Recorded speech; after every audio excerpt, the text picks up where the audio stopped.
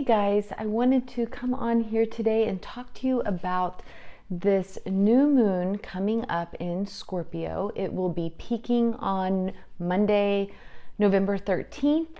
And I just want to talk to you about how these energies will be affecting us collectively and some crystals that we can use for that. So hello, if you're new to me, I'm Laura Weigel. I am a crystal healer, retired teacher, and jewelry maker, all which are inspired by my son William, who is healing from a brain injury. Okay, so to get to this energy of this new moon in, and I don't even want to show you the crystals because I bet you could guess which ones I'm going to recommend when I tell you a little bit about the energy of the new moon in Scorpio. Scorpio is a sign of transformation. It's considered one of the most mysterious signs. It is a water sign, so it's very much about our deep and hidden emotions. A lot of time when we think of Scorpio energy, we think of the phoenix rising from the ashes. So what is it that you want to release? What is it that you want to manifest for yourself? New moons often are a time of manifestations. It's a time of going within and seeing what it is that you want to bring forth to your life. So I do have some crystal recommendations for that. When you think of the new moon in Scorpio, think of the theme of uncovering hidden truths. So that would kind of be your intention in working with this energy, is uncovering hidden truths. And a great way to do that would be with meditation and with journaling and just being more present, grounded, and paying attention to different signs from your environment, your thinking process, because to make a transformation about something, we need to be able to see it. So really being clear and being present.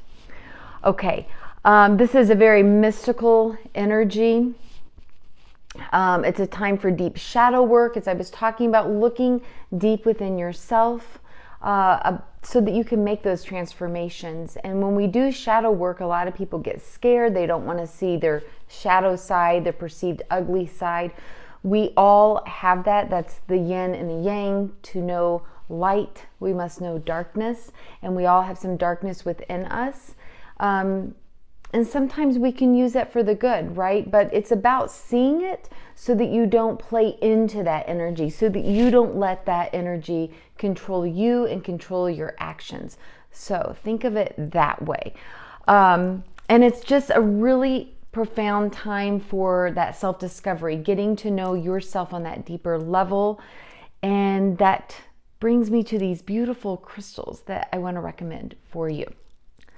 So my first one would be peach moonstone. And I have a lot of these. Check these out on my website, thewilltowow.com.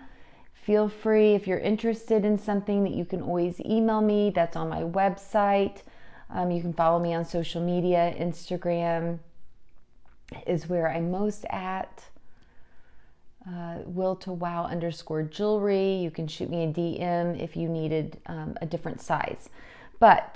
And the reason also I like to work with the crystals in the way of jewelry is because then they're always in your energy. You're setting that intention with them specifically, but they're also your jewelry. So fun. So this is a hexagonal star-shaped faceted peach moonstone. Super pretty with this cubic zirconian gold diamond cuff. So you can kind of dress this up as well. Peach moonstone is the stone of new beginnings. So when we're working about transformation, or working on transforming ourselves, transforming our thinking, transforming whatever it is really that you want to transform in your life, having more self-awareness, higher self-esteem, self-worth. I'm just throwing out examples. It could be anything: relationships, friendships, work. But peach moonstone is that stone of new beginnings, starting afresh. The peach moonstone resonates with the emotional aspect of the moon, facilitating those personal transformations.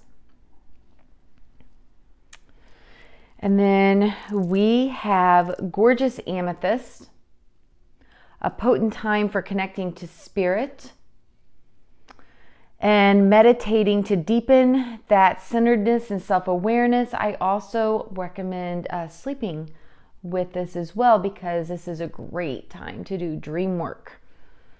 This is just the fall energy in general is, getting darker earlier. It all represents going within, shedding, the leaves falling, just the whole time and seasons that we're at in Earth also represents where we are in our life.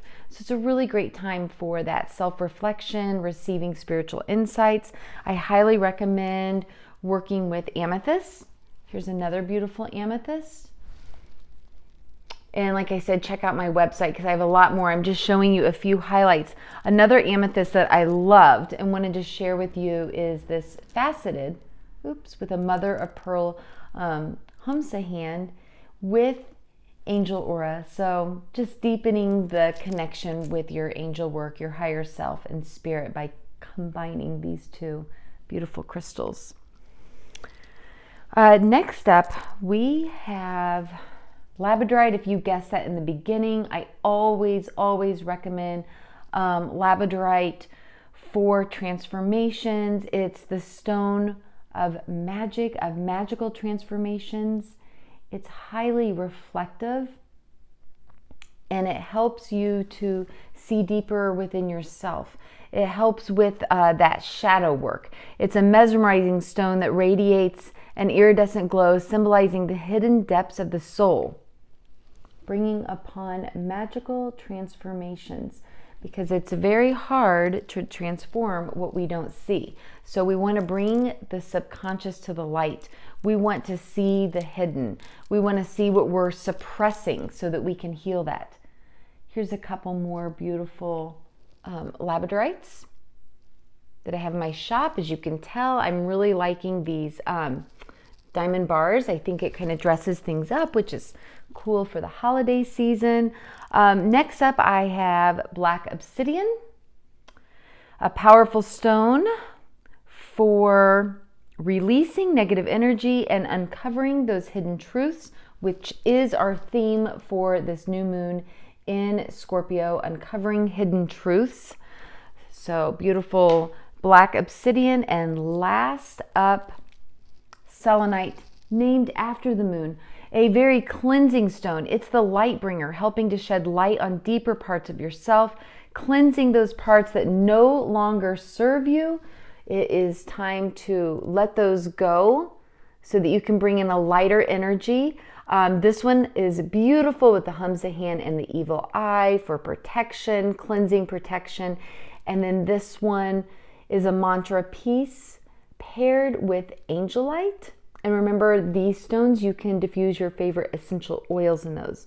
So those are my crystal recommendations for this new moon in Scorpio. I'd love to hear what stone you resonate with, what stone that you're working with right now. These are just my recommendations. Always follow your intuition if it's telling you to work with a different stone. And I created a mantra also for you to work with during this new moon in Scorpio. As I embrace transformation and rise from the ashes, I am empowered, passionate, and fully alive. So happy new moon in Scorpio. And I'm wishing you some transformation and rising from your own ashes. So namaste until next time.